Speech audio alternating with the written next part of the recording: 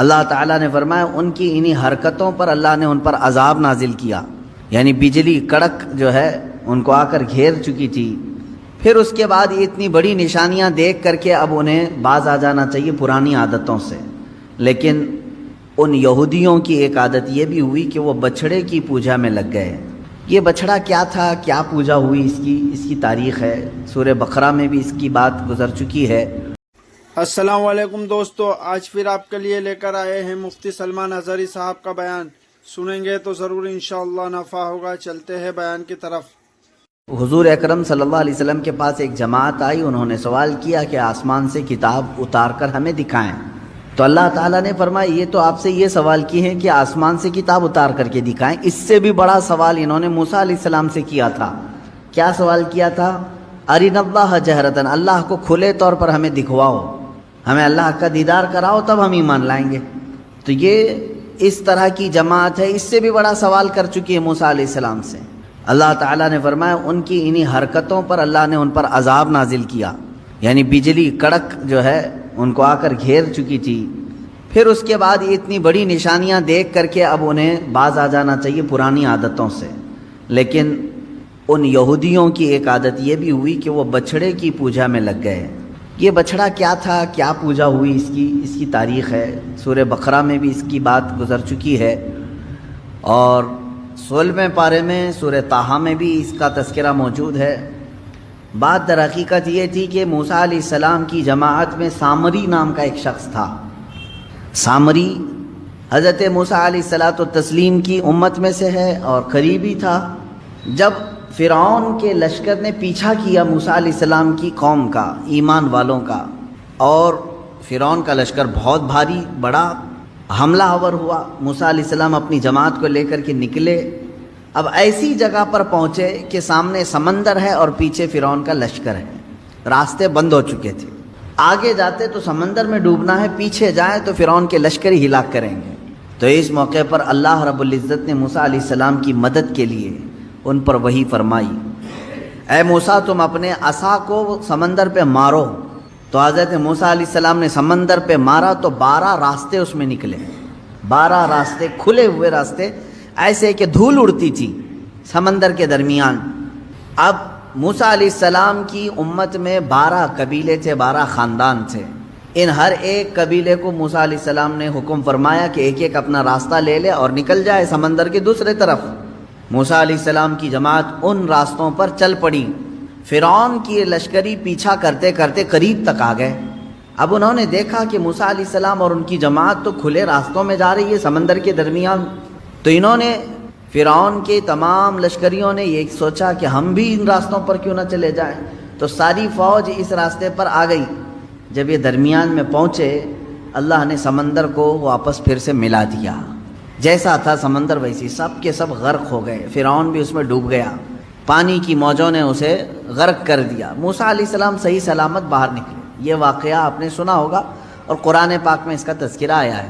اب موسیٰ علیہ السلام جب سمندر کو عبور کر کے دوسری سمت میں آئے تو یہاں اب معاملہ یہ تھا کہ اپنی قوم کو موسیٰ علیہ السلام نے روزہ رکھنے کا حکم دیا۔ یہ عاشورہ کا دن تھا، شکرانے میں انہوں نے روزہ رکھا، عبادت کیا۔ اب اللہ تبارک و تعالیٰ نے آپ کو کوہ طور پر بلایا۔ طور ایک پہاڑ ہے، آج بھی مصر میں سینا ایک علاقہ ہے اور اتنی لمبی پہاڑیوں کا سلسلہ ہے کہ ختم نہیں ہوتا، تقریباً 100 کلومیٹر تک بھی آپ جائیں تو پہاڑ ہی ہے، بیچ میں کوئی گیپ نہیں ملے گا۔ یہ پہاڑیوں کا سلسلہ ہے اور انہی میں سے ایک پہاڑ ہے سینا، اس کو طور سینا اس کو کہتے ہیں۔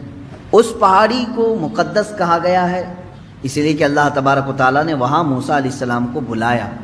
موسیٰ علیہ السلام اپنی قوم میں اپنے بھائی ہارون علیہ السلام کو نائب بنا کر کے گئے۔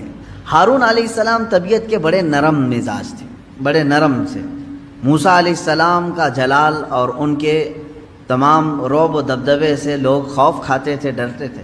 ہارون علیہ السلام کے ساتھ ایسا معاملہ نہیں تھا۔ موسیٰ علیہ السلام جب کوہ طور پر گئے تو 40 دن تک قیام کیا، واپس نہیں آئے اپنی قوم کے پاس۔ 40 دن تک وہیں ٹھہرے رہے کیونکہ تورات اتر رہی تھی۔ کوہ طور پر جب آپ گئے تو تورات جو اللہ کی کتاب ہے وہ اتاری جا رہی تھی۔ 40 دن لگ گئے۔ تو 40 دن جو یہ گیپ ہوا موسیٰ علیہ السلام کا، یہاں ان کی قوم میں کچھ خرابیاں شروع ہو گئیں، کچھ برائیاں شروع ہوئی، کچھ نہیں بلکہ بڑی بھیانک برائیاں۔ سامری نام کا جو شخص جس کے متعلق میں نے کہا، یہ بہت ہی چالاک آدمی تھا، چتر آدمی تھا۔ اس نے سارے لوگوں کے پاس جو سونا چاندی تھا سب جمع کروا لیا، سب نے سونا چاندی جمع کیا۔ کیوں؟ وہ کہہ رہا تھا میں تمہارا خدا سامنے دکھاؤں گا تمہیں۔ ہو سکتا ہے اس زمانے کا وہ ڈھکوسلا پیر ہوگا، جیسے آج بھیجے میں دکھانے والے ہیں، اس وقت وہ میٹل میں دکھا رہا تھا۔ تو اس نے کہا کہ تم سب کے سب سونا اور چاندی لے کر کے آؤ۔ سب لے کر کے آئے، جس کے پاس جتنا سونا چاندی تھا وہ سب لا کر کے جمع کیے۔ اب وہ کافی بڑی تعداد میں ہوا۔ اب سامری نے کیا کیا؟ یہ سونا چاندی سب کا لے کر کے میلٹ کیا، اس کو میلٹ کیا، گرما کر کے پگھلایا، پگھلا کر کے اس سے ایک بچھڑا بنایا، بیل کا بچہ۔ اور بچھڑا جب سونے اور چاندی کے سارے دھاتوں سے مل کر کے بنا تو بڑا خوبصورت بچھڑا تھا۔ واللہ عالم اس کے ذہن میں کیا بات تھی، کیا چل رہا تھا اس کے دماغ میں، ہو سکتا ہے اس زمانے کا وہ بہت ہی ذہین و فتین آدمی ہو۔ تو اس نے بچھڑے کو بنانے کے بعد اب کیا کیا، اس بچھڑے میں کچھ ایسی چیز ڈال دی جس سے وہ بچھڑا بولنے کے قابل ہوا۔ سیل نہیں، بیٹری نہیں، یا کمپیوٹر کا زمانہ نہیں، بچھڑا صاف بولتا تھا۔ لوگ اپنی حاجتیں لے کر کے آتے تھے، بچھڑا ان سے بات کرتا تھا۔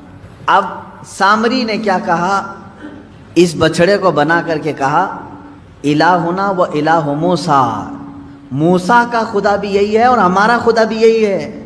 موسیٰ طور پر گئے ہیں، خدا ہمارے پاس آ گیا ہے۔ تو سب کے دماغ میں بات آ گئی۔ اس زمانے میں ظاہر سی بات ہے بچڑا بولے گا تو تعجب ہی کی بات ہوگی، 4000 سال پہلے کی بات کر رہا ہوں۔ آج سے آپ میں سے بڑے حضرات بھی یہاں پر موجود ہوں گے، موبائل کا تصور بھی نہیں رہا ہوگا کہ کوئی ڈبہ ایسا ہوگا چھوٹا سا جس میں سے بات آ سکتی ہے۔ فون کو ہی لے کر کے، وائرلیس فون کو ہی لے کر کے لوگ عجب عجب حرکتیں کرتے تھے۔ ہم موبائل کے بھی زمانے کو ابھی ابھی دیکھ رہے ہیں نا۔ اب جو بزرگ حضرات ہیں انہوں نے سوچا بھی نہیں ہوگا کہ موبائل بغیر وائر کے کنیکشن کے ایک جگہ سے دوسری جگہ کیسے بات کرا دے گا۔ بات نہیں، پورے ویڈیو کر کے ایک دوسرے کو دکھا بھی دیتا ہے۔ یہ چند سالوں پہلے نہیں تھا۔ تو ہمارے جو باپ دادا تھے ان کے لیے تو تعجب کا ہی مقام ہوگا نا۔ اب یہ 3000 4000 سال کے عرصے پہلے کی بات کر رہا ہوں۔ اس زمانے میں اگر کوئی بچڑا بولنے لگے، بات کرنے لگے تو کیا تعجب کی بات نہیں؟ آج بھی تعجب کی بات ہے جب گنپتی بول رہی ہے یا دودھ پی رہی ہے تو لوگ اس کی پوجا کے لیے ہیں، جاتے ہیں۔ ہوتا نہیں ہے؟ بات مشہور ہوتی ہے کہیں کہیں کی، ہم تو جا کر دیکھے نہیں ہیں، ہوتا ہوگا، ہمیں تو معلوم نہیں ہے۔ لیکن آج بھی اس ترقی یافتہ زمانے میں بیٹری کا زمانہ ہے، سیل کا زمانہ ہے، الیکٹرانک ساری چیزیں آ گئی ہیں، لیکن اکا دکا خبریں آج بھی کسی گاؤں سے آتی ہیں کہ فلاں بھگوان دودھ پی رہے ہیں یا لڈو کھا رہے ہیں، تو لوگ یقین بھی کرتے ہیں اور اس کی طرف چڑھاوے زیادہ بھی ہوتے ہیں۔ تو اب آپ اندازہ کرو 3000 سال پہلے جب سامری نے بچھڑے کو لائیو بولتا ہوا دکھا دیا تو کیا ان کے عقیدوں کا کیا حال ہوا ہوگا۔ اسی لیے میجورٹی اس میں اس کی عبادت میں لگ گئے۔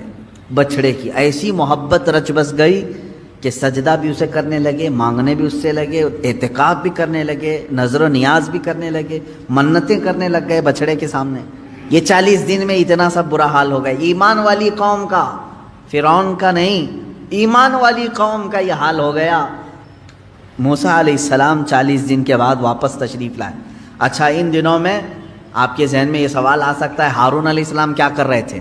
کیونکہ موسیٰ علیہ السلام کے بھائی ہیں اور ان کو وہ نائب بنا کر کے بھیجے تھے۔ ہارون علیہ السلام کو جو منع کرنا تھا وہ منع کرتے رہے، لیکن اکثریت جو ہے وہ سامری کے جادو کو دیکھ کر کے اس طرف چل پڑی۔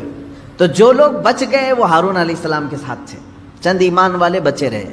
اور ہر زمانے میں ایمان والوں کی تعداد رہے گی، ایسا نہیں کہ پورے روئے زمین پر ختم ہو جائیں گے۔ موسیٰ علیہ السلام نہیں تھے تب بھی ایمان والے موجود رہے ہارون علیہ السلام کے ساتھ۔ 40 دن کے بعد واپس تشریف لائے موسیٰ علیہ السلام طور سے۔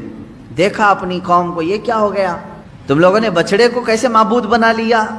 اور پھر اس کے بعد سامری کو گرفتار کر کے موسیٰ علیہ السلام لے آئے، تو نے بڑا کھلا شرک کیا، تیرا قتل واجب ہے، اب تجھے مارا جائے گا۔ لیکن یہ تو بتا اس کو بولنے کے قابل تو نے بنایا کیسے؟ لوگوں کا سونا چاندی سب میلٹ کیا، اب بنایا کیسے تو نے اس کو؟ خیر ہے، آپ دیکھیں سامری اس زمانے میں بچڑے کو بولنے کے قابل تو بنایا، لیکن بچڑے کے بھیجے میں خدا نہیں دکھایا۔ یہ اس زمانے کا کمال ہے۔ وہ جادو جس طرح سے بھی کیا ہوگا، لیکن اس نے کہا یہی خدا ہے۔ اب آپ اندازہ کریں، موسیٰ علیہ الصلوۃ والتسلیم نے جب اس سے سوال کیا، اب وہ جواب کیا دیتا ہے؟ بصرت بما لم يبصروا به فقبضت قبضة من اثر الرسول فنبذتها وكذلك سولت لي نفسي۔ یہ 16ویں پارے میں ہے۔ جب ہم سمندر کا راستہ طے کر کے آگے آ رہے تھے، اس وقت معاملہ یہ تھا، موسیٰ علیہ الصلوۃ والتسلیم گھوڑے پر سوار تھے، موسیٰ علیہ السلام گھوڑے پر سوار تھے۔ اب سامری کہتا میں نے ایک چیز ایسی دیکھی جو لوگوں نے نہیں دیکھی، عام لوگ نہیں دیکھ رہے تھے۔ کیا؟ موسیٰ علیہ الصلوۃ والتسلیم کے گھوڑے کے آگے آگے جبرائیل علیہ السلام چل رہے تھے۔ وہ شاید چاہے وہ گھوڑے کی رسی پکڑ کر کے یا باگڈور سنبھالے ہوئے جبرائیل علیہ السلام چل رہے تھے۔ یہ کہتا ہے سامری مجھے کچھ تو نظر آ رہا تھا کہ کوئی نوری مخلوق آگے چل رہی ہے۔ تو کیا ہوا پھر؟ وہ کہتا ہے کہ میں جبرائیل کے پاؤں کے نیچے کی مٹی اٹھاتا رہا۔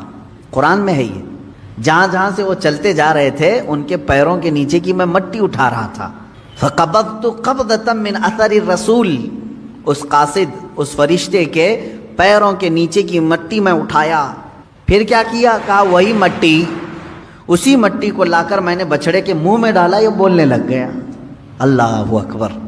یہ قرآن کا فلسفہ ہے میرے عزیزو۔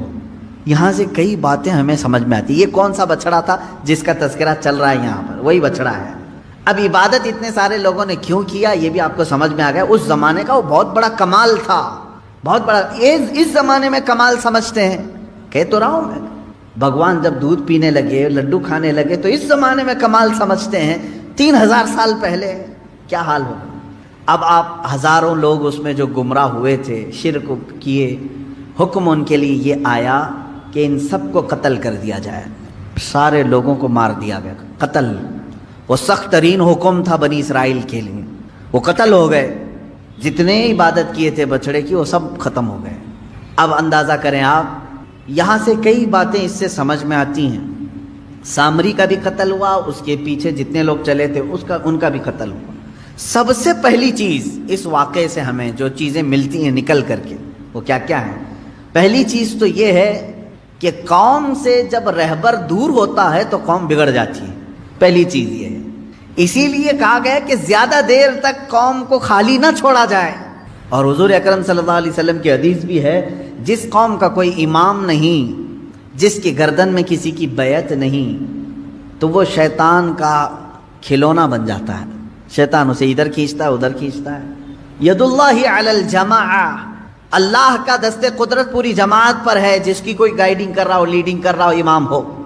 من شذ شذ فی النار، حضور فرماتے ہیں جو جماعت سے ہٹا اسے تنہا جہنم میں ڈالا جائے گا۔ جماعت کا مطلب کیا ہے؟ یہی تمام یونٹی اسلام اور مسلمانوں کی۔ عزیزان گرامی، 40 دن موسیٰ علیہ السلام نہیں تھے اپنی قوم کے ساتھ تو کیا ہوا؟ سب بچڑے کی پوجا میں لگ گئے۔ اب یہاں اندازہ کریں آپ، برسوں برس جن کے درمیان کوئی شیخ نہ ہو، کوئی عالم بعمل نہ ہو، کوئی ان کی صحیح تربیت کرنے والا نہ ہو، تو پھر کیا ہوگا؟ سب ہوس کے پجاری ہو جائیں گے۔ یہ اور بات ہے کہ اللہ نے بچا رکھا ہے، آج بچڑے کی پوجا تو نہیں کر رہے، لیکن اپنی خواہشات کی پوجا تو کر رہے ہیں۔ آج تقریباً جو مرضی میں آئی اس چیز کو عمل کر لے جانا، یہ پوجا ہی تو ہے۔ ہر خواہش کو پوری کر لینا کہ ابھی ہم نے سوچا اور یہ ہونا ہی ہے۔ اسی لیے قرآن کہتا ہے ارأیت من اتخذ الہہ ہوا، اے رسول کیا آپ نے دیکھا کچھ وہ لوگ ہیں جو اپنے خواہشوں کو معبود بنائے ہوئے ہیں، اپنے خواہشوں کو خدا بنائے ہوئے ہیں۔ کیسے؟ دیکھیں، خدا وہ ہے جس کی ہر بات مانی جائے گی، ہے نا؟ خدا کی ہر بات ماننا ضروری ہے۔ اگر ایک بھی بات کا انکار کیا خدا کی تو تم بندے نہیں ہو۔ خدا کی ہر بات مانی جاتی ہے جس طرح سے، اس طرح بعض بندے ایسے ہیں جو اپنی طبیعت کی ہر بات ماننے کو تیار ہیں۔ نہ مانو ہر بات اس کی، ہر بات اس کی نہ مانو، اور اس کو تم خدا کا درجہ دو گے تو ہوگا کیا؟ اللہ تبارک و تعالیٰ اپنے رسول سے فرماتا ہے، کیا اے حبیب ایسے لوگوں کی آپ سفارش کریں گے جو صرف اپنی خواہشات کی پوجا کر رہے ہوں۔ عزیزان گرامی وقار، جس طرح سے بنی اسرائیل بچھڑے کی پوجا میں لگ گئے، مجھے ایسا لگتا ہے اس دور میں بہت سارے لوگ اپنی خواہشات کی پوجا میں لگ گئے۔ انہیں کسی چیز کی خواہش تھی جس کی وجہ اس کو پورا کرنے کے لیے وہ ہر کام کرنا کے لیے تیار ہے۔ ایک کرسی چاہیے، ایک کرسی چاہیے، یہ تمہاری خواہش ہے۔ اب یہ کرسی کی خواہش تم سے ہر کام کرا لیتی ہے، یہ عبادت نہیں ہے تو اور کیا؟ تم اپنی خواہشات کی بات، ایک وقت کا تمہیں گوشت چاہیے تھا کھانے کے لیے، پیسے نہیں تھے، لیکن خواہش کو پوری کرنا ہے، یہی خواہشات نے تمہیں چوری کرایا یا دھوکہ دلوایا، دھوکہ دینے پر آمادہ کیا۔ یہ تمام چیزیں کر کے تم اس برتن تک پہنچتے ہو جو تمہاری خواہش ہے۔ ہر خواہش کو پوری کرنا ضروری نہیں۔ اب ایک بات اس واقعے سے ایک جو سب سے بڑا سبق ملا وہ یہ ہے کہ قوم کے درمیان ان کا رہبر اس کا ہونا ضروری ہے، اور قوم بغیر رہبر اور رہنما کے، بغیر عالم دین کے نہ رہے۔ وہ انبیاء تھے اور علماء نائب انبیاء ہیں۔ ہر جماعت میں، ہر قوم میں، ہر محلے میں ایک عالم کا ہونا ضروری ہے جو ان کی اصلاح کرے، ان کی تربیت کرتا رہے۔ اور ان کو برسوں برس چھوڑے رہو گے تو دلوں میں زنگ لگ جائے گا، جو آج ہو رہا ہے۔ دوسری چیز اس واقعے سے یہ بھی پتہ چلتی، یہ ایک تو 40 دن کا گیپ جو اس قوم کو شرک میں لے آیا، دوسرا اس سے جو ملتا ہے کہ قوم ہمیشہ جو ہے چمتکار کو، جو دکھنے والی ہے، اس کی طرف بڑھ جاتی ہے، ہمیشہ ہوتا ہے۔ کیونکہ ہارون علیہ السلام تھے جماعت میں، تو آپ نے ایسا کچھ دکھایا نہیں، یعنی بولتا ہوا بچڑا، بولتا ہوا کتا دکھایا نہیں، جبکہ وہ بھی نبی ہیں۔ اور سامری نے دکھا دیا تو قوم نے کس کی طرف رخ کیا؟ سامری کی طرف۔ اس سے پتہ یہ چلتا ہے، اور یہی تذکرے سنائیں گے۔ لیکن ایک بات میں آپ سے کہتا ہوں، لوگ ہم سے یہ کہتے ہیں کہ ہر سال یہ واقعات، ہر سال یہ کربلا کے تذکرے کیوں سنائے جاتے ہیں؟ ہو گیا تھا کربلا ایک بار، بار بار اس کو کیوں سنایا جاتا ہے؟ میرے عزیزوں، چلو اگر میں بار بار سناتا ہوں تو سننے والے بار بار کیوں سنتے ہیں؟ سننے والے کیوں سنتے ہیں؟ بولنے والا اگر بار بار سناتا ہے تو سننے والے چھوڑتے بھی تو نہیں ہیں۔ بات پتہ یہ چلتی ہے کہ نہ بولنے میں یہ پرانا لگتا ہے، نہ سننے میں پرانا لگتا ہے۔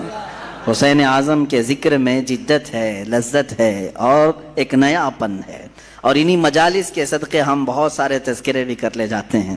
عزیزان گرامی، یہ تمام ہماری محافل کا سب سے پہلے میں شکر بجا لاتا ہوں رب ذوالجلال کی بارگاہ میں، اس کائنات کے خالق نے، ہم سب کے پالنہار حقیقی نے ہمیں اس دنیا میں وجود بخشا، اور پھر حکم یہ دیا کہ تم زمین پہ چلنے والی چیزوں کو غور سے دیکھو۔ قل انظروا ماذا فی السماوات والارض، تم آسمانوں میں غور سے دیکھو کیا کیا چیزیں ہیں۔ یہ کیوں دیکھنے کا حکم بار بار رب تعالیٰ ہمیں فرماتا ہے؟ اس لیے کہ تم مجھ تک پہنچ سکو، رب تعالیٰ کی معرفت تمہیں حاصل ہو جائے۔ انسان کا اس دنیا میں آنے کا ایک مقصد یہی ہے کہ وہ اپنے خالق کو پہچانے، اپنے مالک کو پہچانے، اپنے رب کو، اپنے پالنے والے کو پہچانے۔ اور دنیا یہاں ہر ایک کو پہچانتی رہ گئی، اور رب ذوالجلال جس کو پہچاننے کے لیے بھیجا گیا تھا اس کی طرف تک وہ دو بھی نہیں کیا، محنت بھی نہیں کیا، اور پوچھا بھی نہیں۔ میرے عزیزو، لاکھوں راستے ہیں اس مولا کو پہچاننے کے، اس کے باوجود آج لاکھوں انسان گمراہ ہیں، مشرک ہیں، کافر ہیں، کچھ تو خدائے ذوالجلال کا انکار کرنے والے، اور کچھ غفلت میں موجود ہیں۔ لیکن وہ خوش نصیب انسان ہے جسے اللہ کی معرفت حاصل ہو گئی، رب تعالیٰ نے اپنی طرف اسے راستہ دے دیا، اور وہ اپنے مالک کو پہچانا اور اپنے سر کو محفوظ رکھا صرف اسی بارگاہ میں جھکانے کے لیے۔ وہ دنیا کا عظیم انسان ہے، وہ دنیا کا خوش نصیب انسان ہے۔ باقی سب جو بھولے بھٹکے ہیں، راستہ بھٹکے ہوئے ہیں، ان کے لیے ہمیں کہا گیا کہ تم انہیں سیدھے راستے کی طرف بلاؤ۔ آج سے ہماری یہ مجالس اسی ضمن میں بھی ہوں گی کہ ہم ان بھولے بھٹکوں کو دعوت دینے کے لیے بیٹھے ہیں جو اپنے رب کو پہچاننے سے اور رب کے تعالیٰ کے احکام سے بغاوت کر کے پھر رہے ہیں۔ عزیزان گرامی، اب آپ سب کی بارگاہ میں جو چیزیں میں عرض کرنے جا رہا ہوں وہ بہت توجہ سے سنیں کہ یقیناً اللہ عز و جل رب ذوالجلال، اس کی بہت ساری صفات ہیں، 99 صفات آپ نے سنا بھی ہوگا۔ اسماء حسنہ میں اللہ رحمان ہے، رحیم ہے، کریم ہے، حلیم ہے، عظیم ہے، غفار ہے، جبار ہے، ستار ہے، قہار ہے، یہ سب اس کی صفات ہیں۔ اور ہر صفت کو پہچاننے کے لیے زندگیاں لگ جاتی ہیں. اللہ تبارک و تعالیٰ کی بارگاہ میں پہنچنے کے لیے انسان زندگیاں لگا دیتا ہے، اور بعض لوگ یہ سمجھتے ہیں کہ ہم گھر بیٹھے ہی اللہ تعالیٰ کی معرفت حاصل کر لیں. ایسا نہیں ہے میرے عزیزو. آج سب سے پہلے چیز میں یہ عرض کرتا ہوں، آخر خدا ہے یا نہیں؟ کسی نے دیکھا نہیں. سوال تو ہے ہی ہے. ہم تو چلے روایات کے اعتبار سے، ہمارے گھروں سے ہمیں جو علم دیا گیا ہے ہمارے ماں باپ کی طرف سے، اور ماحول نے ہمیں جو علم دیا ہے وہ یہی ہے کہ ہم بولنے کے قابل ہوئے اسی وقت ہمیں کہلا دیا گیا تھا لا الہ الا اللہ، اللہ کے سوا کوئی معبود نہیں. ہمیں اللہ کے وجود کا بہت بچپن میں ہی علم دے دیا گیا، لیکن ہم بڑھتے بڑھتے اب زمانے کو دیکھنے لگے تو پتہ چلا کہ یہاں بہت سارے دہریے بھی ہیں، ایتھسٹ ہیں، جو خدا کا ہی انکار کرتے ہیں کہ خدا ہے ہی نہیں، کوئی دین ہے ہی نہیں. آج میں ان کے سلسلے میں عرض کروں گا کہ آخر ایسا کیسے ہو سکتا ہے کہ کوئی خدا ہی نہیں. یہ اور بات ہے کہ ایک ہے، دو ہے، کون ہے، اس پر الگ بحث. لیکن جن لوگوں نے کہا ہے ہی نہیں تو مجھے تعجب ہوتا ہے کہ آخر عقل تمہاری ہے یا نہیں. عقل سے اگر سوچو گے تو پھر تمہیں مجبوراً کسی نتیجے پر جانا ہوگا. امام اعظم ابو حنیفہ رضی اللہ تعالیٰ عنہ دہریوں کے لیے کھلی تلوار تھے. دہریہ کس کو کہتے ہیں؟ جو خدا کا ہی انکار کرتا ہے، یعنی کوئی نہیں ہے، نہ بھگوان ہے نہ خدا ہے، کوئی چیز ہے ہی نہیں، ہم خود سے چل رہے ہیں. امام اعظم رضی اللہ تعالیٰ عنہ کی بارگاہ میں ایک جماعت آئی ملحدین کی، اور وہ تلواریں لے کر کے ہی آتے تھے کہ موقع پا کر کے انہیں قتل کر دیں. ایک دن امام اعظم ابو حنیفہ رضی اللہ تعالیٰ ان کی جماعت کو آتے ہوئے دیکھا، اور اچانک آپ اپنی مجلس سے کھڑے ہوئے اور کہنے لگے میں کچھ گہری سوچ میں ہوں. وہ قریب آئے اور پوچھا کیا سوچ رہے ہیں آپ؟ کہا کہ میں نے سنا ہے کہ ایک سمندر میں کشتی چل رہی ہے اور اس پر سامان خود سے لد جاتا ہے، اور بڑی برابر منزلوں پر وہ رکتی ہے اور اپنا سامان خود ہی اتارتی ہے، نہ اسے کوئی چلاتا ہے، نہ لوڈنگ ان لوڈنگ کرنے والے کوئی مزدور ہیں، وہ خود بخود سامان لیتی ہے، خود بخود سامان اتارتی ہے. یہ روبوٹک دنیا بھی نہیں تھی اس وقت کہ وہ یقین کر لیتے، سائنسی دنیا بھی نہیں تھی اس وقت. تو ان دہریوں نے کہا کیا مذاق کر رہے ہیں آپ کہ سمندر میں کشتی بغیر ملاح کے، بغیر کیپٹن کے چل رہی ہے اور خود سامان لوڈ کر رہی، اتار رہی ہے، ہمارے ساتھ مذاق کر رہے ہیں آپ؟ ہم عقل والے لوگ ہیں، آپ کی اس بات پر کوئی بیوقوفی یقین کر سکے گا؟ امام اعظم ابو حنیفہ رضی اللہ تعالیٰ عنہ فرماتے ہیں اتنی جب تجھے عقل ہے کہ ایک کشتی سمندر پر بغیر کسی چلانے والے کے نہیں چلتی، تو یہ پورے کائنات کا نظام بغیر چلانے والے کے کیسے چل سکتا ہے؟ برابر وقت پر سورج کا طلوع ہونا، برابر وقت پر سورج کا غروب ہو جانا، چاند کا اپنی منزلوں پر چلنا، اور یہ سمندروں کا برابر اپنے مدار میں رہنا، اور یہ زمین کا طرح طرح کے پودے اگنا، اس میں پھول کا آنا، پھلوں کا آنا، یہ کیا اللہ کے ہونے کی نشانیاں نہیں ہے؟ کوئی تو ہے جو یہ سارا نظام چلا رہا ہے. ہاں تم یہ کہہ سکتے ہو کہ مشینیں ہم چلا رہے ہیں، پنکھے ہم چلا رہے ہیں، لائٹ ہم چلا رہے ہیں، چلاؤ دنیا کی ساری مشینیں چلاؤ. لیکن میں اگر ایک فیلڈ میں آؤں، ان دہریوں سے پوچھتا ہوں. امام شافعی رحمۃ اللہ علیہ نے کیا جواب دیا؟ میں چاروں اماموں کی بات بتا دیتا ہوں. چاروں اماموں نے رب ذوالجلال کے وجود کے متعلق کیا کیا کہا ہے. امام مالک نے تو یوں فرمایا، آپ سے پوچھا گیا کہ خدا ہے، انہوں نے کہا ہاں. کیا دلیل کیا ہے؟ کہتے ہیں کہ زبانوں کا مختلف ہونا، انسانوں کی زبانوں کا الگ الگ ہونا اور الگ الگ نسلوں کا ہونا، یہ اللہ کے وجود کی دلیل ہے. امام شافعی سے پوچھا گیا آپ کوئی دلیل دیں گے کہ کوئی ہے؟ آپ نے کتنی پیاری بات فرمائی. ارشاد فرماتے ہیں شہتوت کا درخت دیکھا ہے؟ شہتوت کا درخت آپ نے دیکھا ہے؟ شہتوت جو ہے بہت باریک باریک سے پھل ہوتے ہیں، میٹھے ہوتے ہیں، اور اس کا پتا جو ہے وہ کئی قسم کے جانور کھاتے ہیں. شہتوت کے پتے کو شہد کی مکھی بھی چوستی ہے.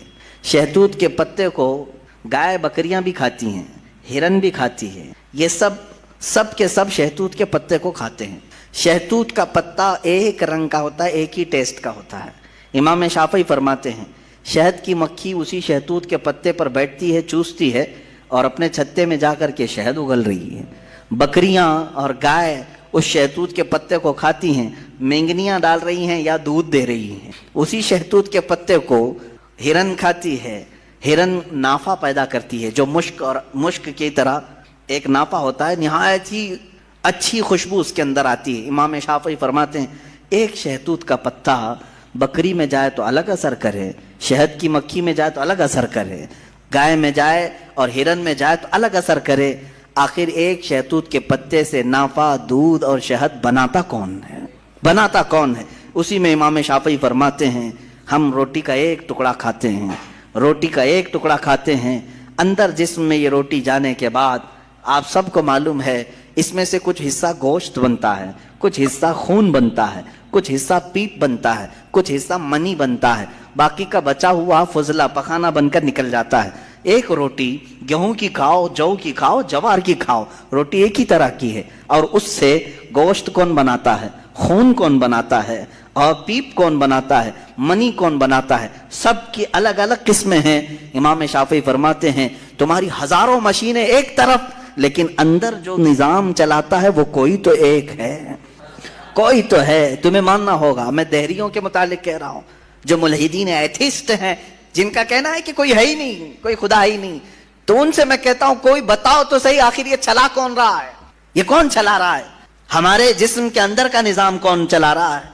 और कुरान ने इन्हीं की तरफ बार बार इशारों में बताया है, आयात में, कि क्या तुम दूध को नहीं देखते, दूध कहां से पैदा होता है? कि अल्लाह ताला फरमाता है कि हमने दूध को गाय के खून और उसके गोबर के बीच में से पैदा किया है। उसका फुजला गाय का गोबर है पेट के अंदर, और उसका खून भी है, खून निहायत ही सुर्ख, गोबर निहायत ही अलग रंग का, और उसके बीच से साफ और शफाफ दूध का निकलना। दूध आता है, न कभी उसमें गोबर की बू आई, न कभी खून का रंग आया। कुरान कहता है आखिर ये कौन है जो इस तरह साफ सुथरी ग़िज़ा निकालता है तुम्हारे लिए? क्या शहद की मक्खी को नहीं देखते? कुरान कहता है जब वो डंक मारती है तो उसके जहर का कोई इलाज नहीं मिलता। शहद की मक्खी अगर डंक मारे तो जहर चढ़ जाता है और कई लोगों की मौत भी होती है, लेकिन वही अपने छत्ते पे भी थूके तो वो निहायत ही मीठी ग़िज़ा है, निहायत ही मीठी ग़िज़ा है। शहद की मक्खी अपना रस छत्ते पर डाले तो वो दुनिया की सबसे अच्छी ग़िज़ा, वही अगर किसी को डंक मारे तो सबसे बुरा जहर है। आला हज़रत रज़ी अल्लाह तआला अन्हु ने अपने आप को यूं फरमाया है कि मैं वो शहद की मक्खी हूं जिसकी मिठास का भी जवाब नहीं, जिसके डंक का भी जवाब नहीं। ये तो ज़िम्नन मैंने बात अर्ज की। खुदाए कदीर व जब्बार के वजूद पर मेरे अजीजों एक दो नहीं लाखों मिसालें दुनिया में हैं, लाखों मिसालें। अभी तो कायनात के राजों तक हम पहुंचे ही कहाँ हैं। समंदर के अंदर की दुनिया, पेड़ पौधों के अंदर की दुनिया। अब आए इमाम अहमद बिन हम्बल रज़ियल्लाहु ताला अन्हु, ये क्या फरमाते हैं? आपसे पूछा गया खुदा है, कोई दलील है आपके पास? कहते हैं मैं तुम्हें बताता हूँ, एक किला है, एक किला है ऐसा कि चारों तरफ से बंद, न एक सुराख जाने का रास्ता, न उस पर खिड़की, न दरवाजा, कुछ भी नहीं, हवा तक नहीं जा सकती, हवा तक नहीं जा सकती, पूरा बंद है। और अंदर उसके निहायत ही चमकदार मोतियों की तरह है। फिर अचानक उस किले में उछलता कूदता हुआ एक जान वाला पैदा होता है, और फिर वो उस किले से बाहर आता है। इमाम अहमद बिन हम्बल की इन बातों को सुनकर लोगों ने पूछा ऐसा कैसे होता है? बंद किला, हवा भी नहीं जाती, कोई सुराख भी नहीं, और उसके अंदर से कोई अचानक पैदा होता है। इमाम अहमद बिन हम्बल फरमाते हैं ये तो रोज होता है, मुर्गी के अंडे में नहीं देखते। मुर्गी का अंडा मुझे बताओ उसमें कितनी खिड़कियां हैं? अंडा तो ऊपर से पूरा बंद होता है, हवा तक नहीं जाती, लेकिन मुर्गी उसको गर्म करे। अब तो मशीनों में भी, अब मशीनों से भी होता है। मुझे ये बताओ अंडे की जर्दी अचानक एक जानदार चूजे की शक्ल कैसे इख्तियार करती है? कौन है जो उसे चोंच देता है? कौन है जो उसे पर देता है? और फिर हमने जानवरों को, परिंदों को, हर एक मखलूक को देखा है, इनमें रंग ऐसे भरे हुए रहते हैं, दुनिया का कोई आर्टिस्ट भी इस तरह के रंग भर नहीं सकता। क्या हम मोर को नहीं देखते? तरह तरह के खूबसूरत उसमें डिजाइन किए गए हैं, ऐसा लगता है कि कोई कलम लेकर के डिजाइन किया है, कोई ब्रश से डिजाइन किया हुआ है। नहीं मेरे अजीजों, ये कुदरत की शाहकारियां हैं, रब्बे जुल जलाल की शाहकारियां। और तुम बेशुमार खूबसूरत मखलूकात को देखोगे। फिर मैं उन दहरियों से पूछता हूं आखिर इन तमाम को पैदा करने वाला कोई तो होगा, कोई तो होगा। तुम लाओ ढूंढ करके आखिर कौन है ये सब पैदा करता है। ये तो तख्लीक, नजरिए तख्लीक, खुदा को पहचानने के 4 नजरिए दुनिया में मशहूर हुए हैं। इलाहियात, इसको इल्म इलाहियात कहते हैं जो मैं बयान कर रहा हूँ, थियोलॉजी, साइंस के नजरिए से भी, यानी अल्लाह को पहचानने के लिए, खुदा को ढूंढने के लिए नजरिए बनाए गए। फलसफियों ने अलग, साइंटिस्ट ने अलग, उलमाए रब्बानीन ने अलग, हुक्मा ने अलग, सबके अपने अपने नजरिए हैं। हम अल्लाह रब्बुल इज्जत को नजरिए तख्लीक से واضح کرتے ہیں، لوگوں کے سامنے بتاتے ہیں کہ اللہ پیدا کرنے والا ہے. کیونکہ قرآن پاک میں جگہ جگہ اس نے اللہ تعالیٰ نے اپنی ربوبیت کا، اپنی تخلیق کا اظہار جو فرمایا ہے وہ یہی فرمایا کہ تم اتنے کمزور ہو کہ ایک مکھی کو نہیں بنا سکتے، ایک مکھی پیدا نہیں کر سکتے، کتنے کمزور ہو. اور وہ رب ذوالجلال ہزاروں کروڑوں مخلوقات روزانہ بناتا ہے، روزانہ انہیں موت بھی دیتا ہے. حیات و ممات اسی کے دست قدرت میں ہے. عزیزان گرامی وقار، اللہ تعالیٰ کی بے شمار صفات میں سے مجھے کئی صفات پر عرض کرنا تھا.